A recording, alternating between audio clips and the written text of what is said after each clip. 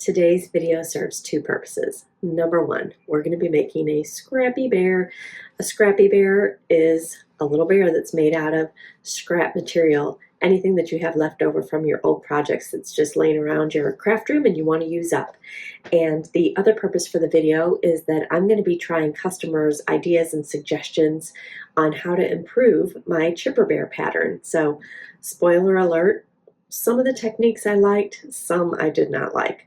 So stay tuned if you want to make a scrappy bear or if you want to learn more about chipper bear. First thing you want to do is decide what pattern you're going to use to make your little scrappy bear. As I mentioned before, I'm going to be demonstrating techniques with my chipper bear pattern, so that's the one I'm using today. I'm going to sort through my pattern pieces to find which one is the biggest or the widest, because I need to make sure all the strips that I cut from my scraps are big enough or wide enough to accommodate this biggest piece.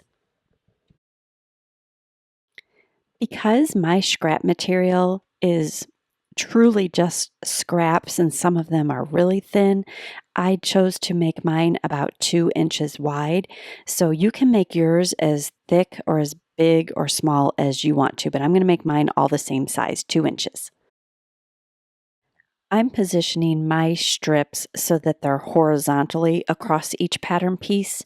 So the length of it doesn't really matter. As you can see, mine are all different lengths, but they are all consistently 2 inches wide. And I want my little scrappy bear to be kind of fun and funky and colorful, so I'm using a whole lot of different scraps from a whole lot of past projects. FYI, cutting these strips took me forever. I laid out all of my strips and kind of grouped them according to the color or how dark they are, because I want to do a wide variety where I don't have too many dark next to each other and too many light. And so I'm taking one pattern piece at a time, and I'm going to figure out approximately how many strips do I need to make a block of fabric so that I can cut my pattern piece from it. So I think for this first one, I'm going to need like 5, maybe 6. So I'm just going to grab a variety of strips that I think will look good for my first block. And then I'll move over to my sewing machine and get started sewing the strips together. I want my seam allowance as small as possible, so I'm positioning my needle all the way to the right. Then I just grab 2 strips, right sides together, and I'm going to sew them together.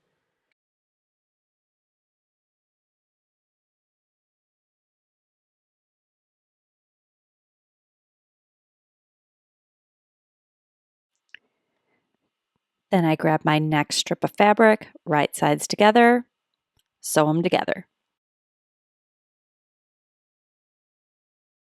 And I'll keep adding strips until I think I have enough to accommodate that pattern piece.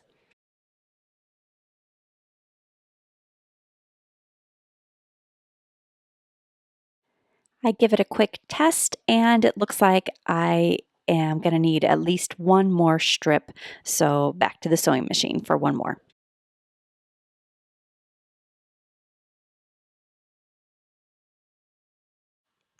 Okay, it looks good. So now I'm just going to repeat this process over and over and over again for every single one of my pattern pieces.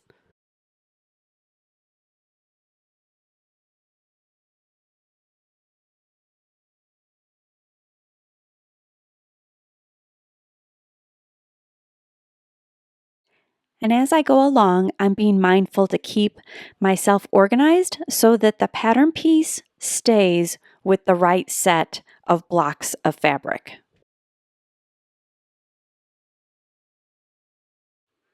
Next up, I iron all of the blocks flat.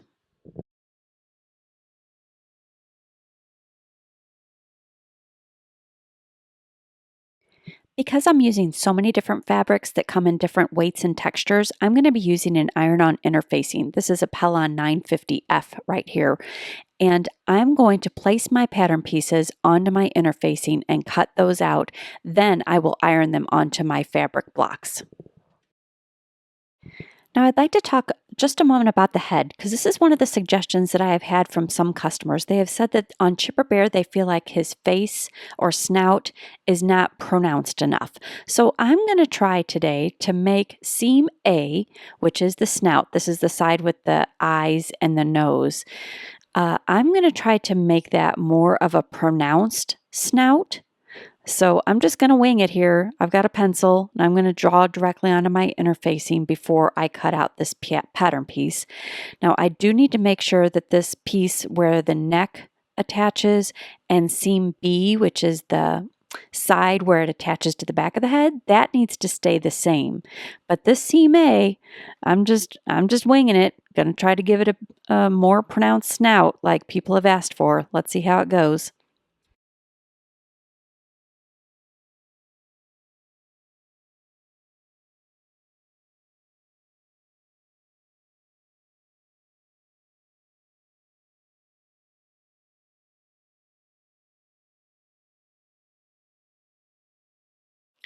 After you cut all the pieces out of the interfacing, it's time to iron that onto the back side of your blocks. Now there's a side that's smooth and there's a side that's kind of rumbly that has the glue on it. So make sure that your fabric block is face down and make sure that the glue side is face down on top of that block so that it'll adhere. Now, my directions say that you need to put a cloth over it, you kind of spritz it or get it a little bit damp, and then you use like a medium setting on your iron to get the interfacing to attach to the fabric.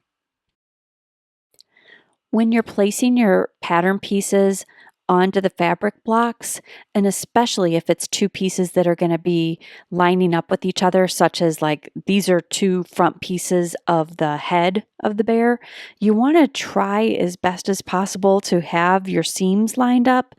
But as you can see here, something happened, and my little pineapple one is like thinner than the purple that it's supposed to line up with. But you know what? I'm not going to stress. This is not about perfection. This is just using up our scraps.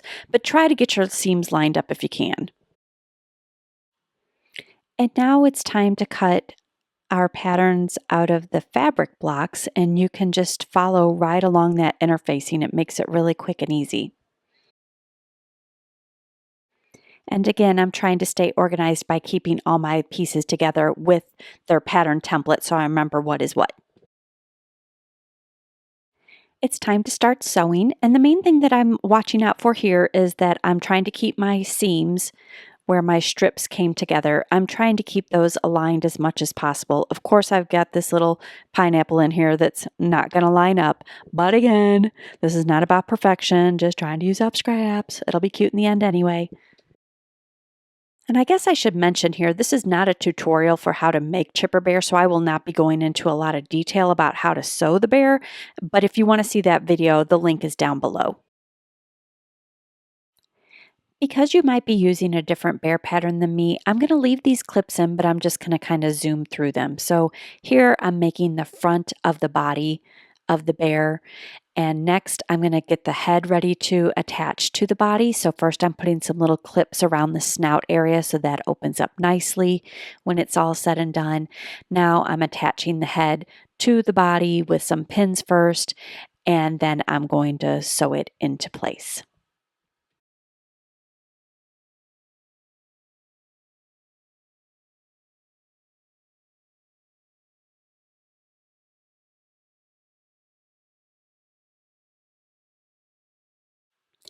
Now I'm sewing the ears. And one thing about this that is different than how I do it in the Chipper Bear tutorial is that normally I would take my scissors and make a bunch of tiny little clips around these ears.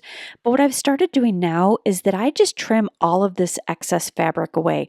I cut really close to that seam, and I find that this is quicker and even easier and less bulky than doing the little clips. And you'll see me do that throughout this video on different curvy areas where I need it to be thinner. So I just flip these inside out. I'm going to add a little bit of stuffing to each one of the ears, and then I'm going to attach them to the head.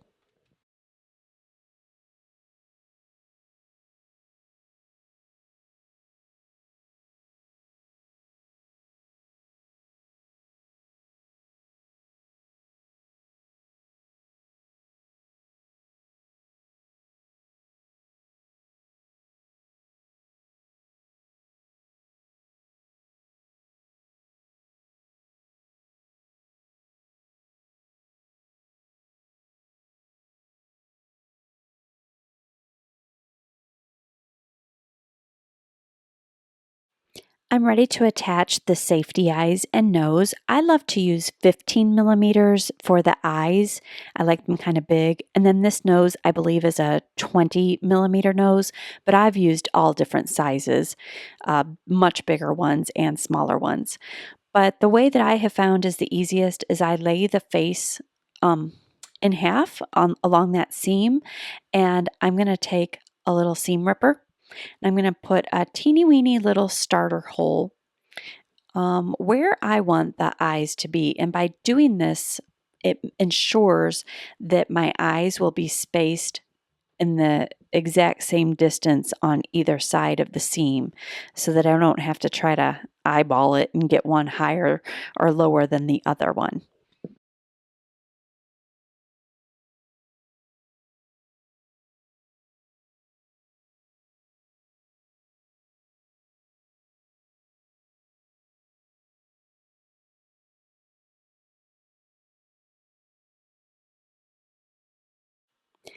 And then for the nose, I make a teeny weeny little starter hole right next to the seam. I never want to put my nose directly into the seam because then it could unravel and it could cause a safety issue down the road.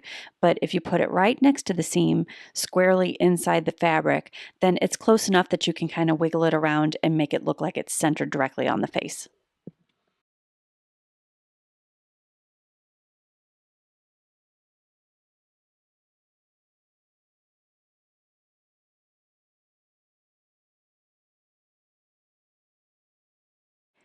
I don't always do this next step, but today I chose to embroider a little mouth onto my Scrappy Bear.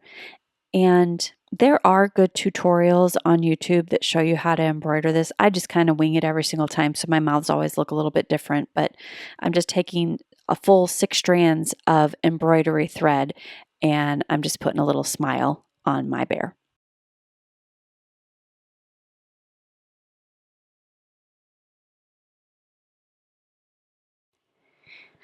We're ready for the arms, and this is one of the steps that a customer told me one time that she found what she says is an easier way to attach the arms. So what I typically do is sew one full arm and then I attach it to the body, and there's a little stuffing hole right here where at the end I would leave that open, I would stuff the arm, and then I would close it with a ladder stitch. But instead, what my customer said she does is she takes one piece of the arm, attaches it to the front of the bear like this, and she does that on the other side, the other arm as well. And then the other two pieces she attaches to the back. Then she sews the entire perimeter, closes up the sewing hole and everything, and stuffs it through the back of the bear when it's all said and done. So we're going to try it that way today. But before I attach these arms, I had yet another customer tell me that she thought the arms were too long. And what she did was she angled them down more. So instead of being attached to the way I have it written in the pattern directions, she angled them down and cut a little bit of the material off to make them shorter and to have them not as able to flap their arms as much as the regular chipper bear. So I'm going to try that today. I'm going to shorten his arms and I'm going to attach them the way that the other customer said is a little bit easier than having to do ladder stitches. So I pinned the arm into a place where I think it might look good in the end, and then I'm going to trim off that excess fabric. And then that little extra that I cut off, I'm going to use as kind of like my template so that I can cut the exact same amount off of the other 3 arm pieces so they're all the same shape and size.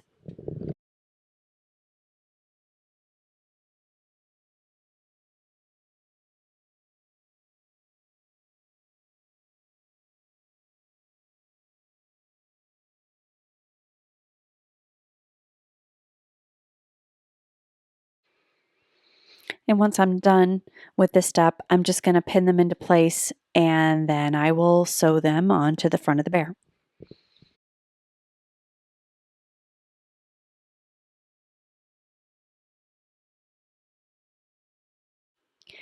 We're ready to do the legs, and we're going to try a really wild technique that a customer sent to me. And I got to tell you, there are a lot of people out in this world that really hate all the stuffing holes and having to close them with a ladder stitch. So this technique eliminates this stuffing hole. And what we're going to be doing is creating the legs. We're going to stuff them, and then we're going to attach them to the front of the bear. So we're going to sew all around the perimeter, including right over the stuffing hole. Get rid of that guy. And then we will make like a boot, essentially. Then we'll do the toe.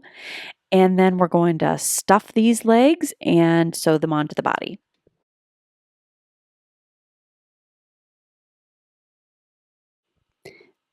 We will sew the legs. We will clip the curves on the curvy areas so that it lays nice and flat when we open it up. And then we're going to turn it right side out to get it prepared for stuffing.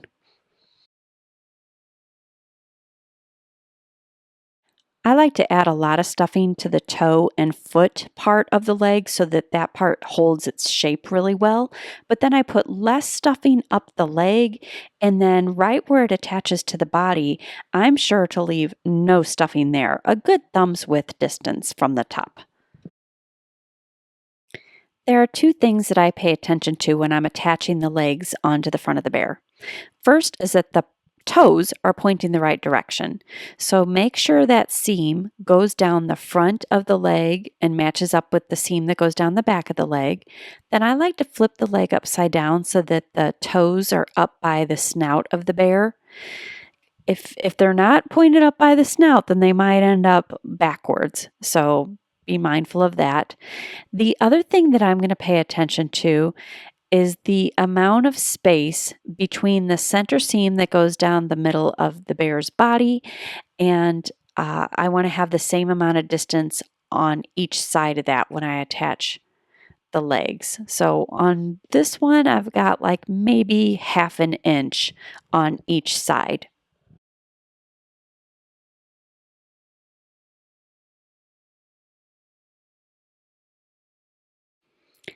And now I'm going to sew them into place. And even though I left all that space up at the top, it was a little bit cumbersome just because I was trying to fit those stuffed legs under my footer, and it was a little bit trickier than I'm used to.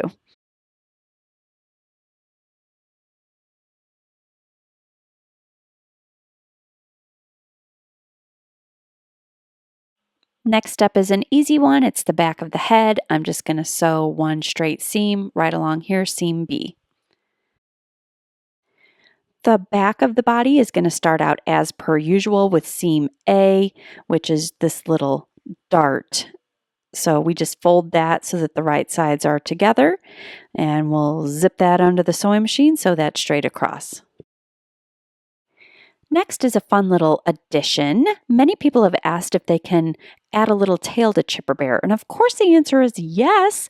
So I'm going to take a little scrap piece of felt that I've got here, and I'm just going to cut a tail shape, whatever that means to you. Mine's just going to be kind of an arch shape, I guess is the best way to describe it.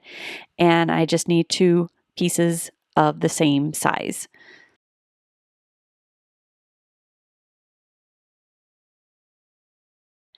So returning to the back of the body, now that we've got the dart sewn on, we need to put our tail in between these 2 back pieces before we sew them together.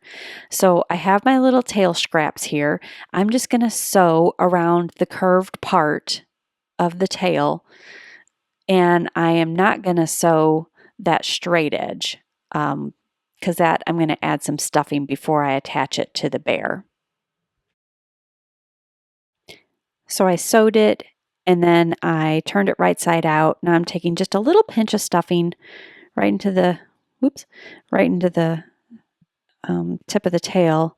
And just like I did with those legs, I am going to be leaving a little bit of space at the edge so that I can get it between my back pieces and sew the seam. So placing these back pieces together, I want the triangle little notches there to be lined up. So I'm pinning this into place. That's going to make my one and only stuffing hole at the end of this project. And then right between the dart and that bottom triangle notch, I'm going to sandwich my little tail in between those two pieces. I want the tail to be inside, pointing towards the belly of the bear, and the seam is going to line up with the seam of the back of the bear. Just kind of finagle it in there. I didn't measure this, as you know, so it looks like it's going to fit though.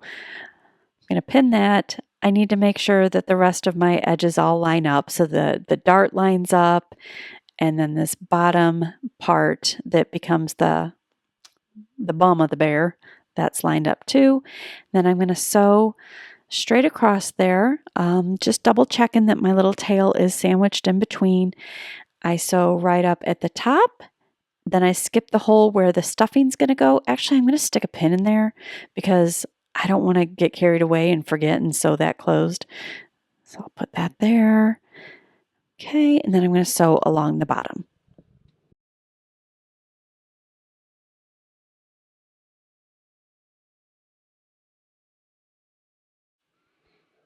And then I'm going to give it a quick once over. Make sure that my tail's sticking out the way it's supposed to, and that I have that stuffing hole for when we're done with our bear. And I'll zoom through this part. I'm just going to be attaching the back of the head to the back of the body.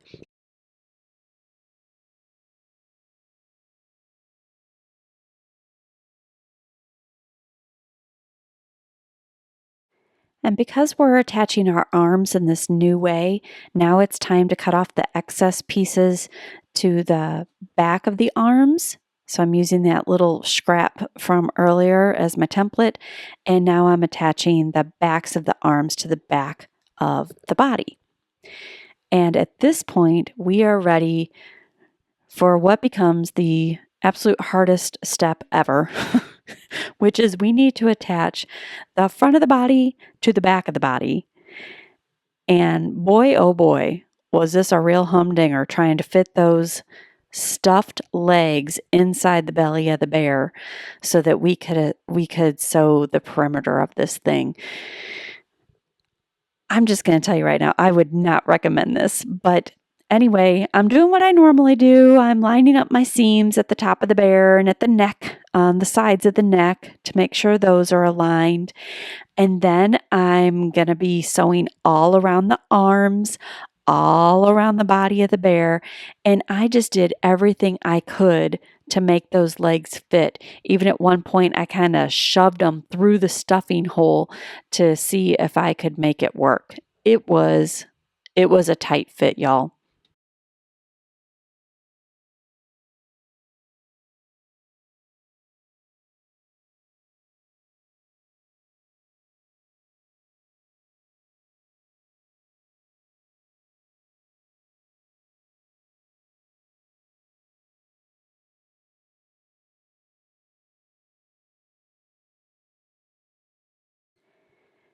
And then this part, sewing around the perimeter of the bear with those big fat stuffed legs in there, was a real doozy.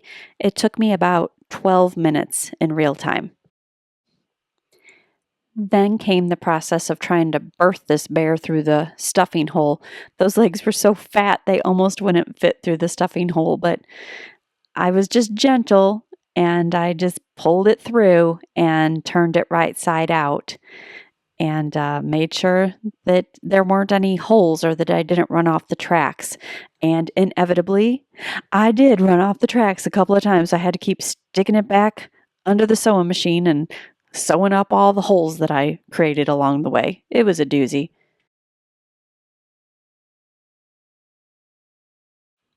Okay, so because we're trying the arms a different way, next we are going to stuff the arms. And just like with the feet, I like to put a lot of stuffing right at the hands to give it a good shape, and then a little bit less in the arms, and then almost no stuffing right where the arm attaches to the body, because we are actually going to be sewing this arm into place right along the seam. So we're just sticking it under the sewing machine, and I don't know if you can even see my stitches. They turned out so good, but I sewed right on that seam so that the arm stuffing stays in place. Then I just repeated it on the other side, and now I have these brand new little shorter arms. And then I'm going to stuff the head like I always would. I like to put a lot of stuffing in there to make it have a nice, firm, round shape. And then I'll move on to the body. And oh, you guys, I almost forgot to tell you that I'm using weighted stuffing pellets for this one. I love these things. Okay, so what I have to do is make a little pouch for the stuffing pellets. I'm just grabbing another piece of scrap. The shape of this thing does not matter. I'm making kind of a round shape. And so I'm going to stick this under the sewing machine, make it, turn it right side out. I left a little hole. This has a nice little pour spout so that I just pour directly into my little pouch, and then I will sew that closed. I'm going to take this weighted pouch, cram it into the stuffing hole, and place it at the bottom of the bear.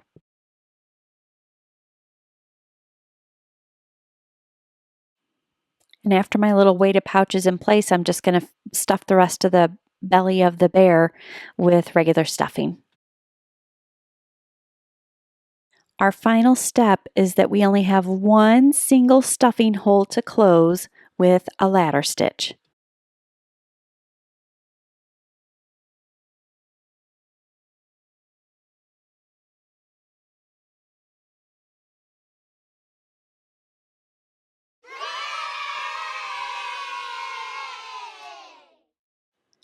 So here's our little Scrappy Bear, just as cute as he can be. And I love everything about this little bear and how it turned out. The only thing that I think is weird is the snout. It it's too pointed or something, and I couldn't really stuff it correctly. So afterwards, I practiced making another one, a little more blunted, rounded off snout, and I only made a head and I put some stuffing in it, but I feel like this one turned out a little bit more like I was envisioning. So if you do this to your chipper bear, you might want to make a more blunted snout rather than a pointed one because they turn out a little bit wonky. Okay, it's time for some final thoughts. I think this little Scrappy Bear turned out absolutely adorable. I love that it's not perfect. You know, my seams did not add up the way I envisioned them to, but I don't think that matters. I think it was a great use of using up those scraps that otherwise I would have just ultimately thrown away. So I think it's a good use of that material, and I think it's a precious little keepsake. Okay, so as far as the modifications go that we did to the Chipper Bear pattern, first of all, this snout, that's not the right snout. I would definitely do it the other way with a little bit more of a flat snout. But honestly, I think the original Chipper Bear is just as cute as he can be. So I would probably just keep the original Chipper Bear pattern face.